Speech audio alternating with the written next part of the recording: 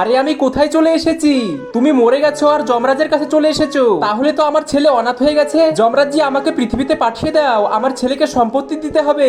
আরে সম্পত্তি দেওয়ার কি আছে? তুমি মরার পর তো এমনি তোমার সম্পত্তি তোমার ছেলে পেয়ে যাবে। আরে না না, আমি আমার সম্পত্তি এক জায়গায় লুকিয়ে রেখে এসেছি, আমার ছেলেকে দিতে যেতে দাও প্লিজ। আরে ঠিক আছে যাও, তোমার কাছে মাত্র 1 ঘন্টা আছে।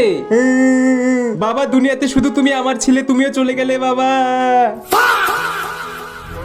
আরে ভূত ভূত, মার মার মার, আরে জোরে জোরে মার মার। আরে আমি আবার এখানে কি করে চলে আসলাম? তোর ছেলে তোকে ভূত মনে করে কিল ঘুষি মেরে ফেলেছে। যমরাজ জি আমাকে আরেকবার যেতে দিন প্লিজ, এই শেষবারের মতো যেতে দিলাম, আর কিন্তু যেতে দিব না। ঠিক আছে যেতে দিন বাবা।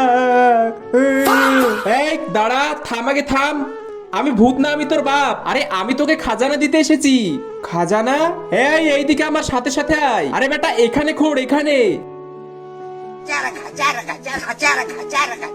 আরে বাবা এতগুলো সোনা দানা? হ্যাঁ রে বেটা, এবার এগুলো তুই বেচে তোর জীবন কাটাবি। আরে সত্যি তো এখানে অনেক সোনা দানা আছে। যমরাজ জি এবার আমাকে তুলে নাও। কিন্তু তার আগে মেয়েদের নাচের ভিডিওতে তো সবাই লাইক করে, কিন্তু বাবা মার ভিডিওতে কেউ লাইক কমেন্ট করে না। তাই যদি তুমি তোমার বাবা মাকে ভালোবেসে থাকো তাহলে অবশ্যই ভিডিওতে লাইক করে চ্যানেল সাবস্ক্রাইব করে দাও। আর যদি না ভালোবেসে থাকো তাহলে কোনো কিছু করার দরকার নাই। বাবা তো চলে গেছে, এবার এগুলো বেচে আমি অনেক বড় লোক হয়ে যাবো। আরে বেটা তুই এখানে আসলি কি করে? খাজানার লোভে তোর জন্য যারা কাজ ছিল তারা তোর ছেলেকে গুলি করে দিয়েছে। যমরাজ জি আমার ছেলেকে আর একবার পৃথিবীতে পাঠিয়ে দাও। এই চুপ কর, আর যা হবে না। আরে বাবা আগে আমাকে অনাথ করলে, তারপর তুমি আমাকে উপরে তুলে নিলে।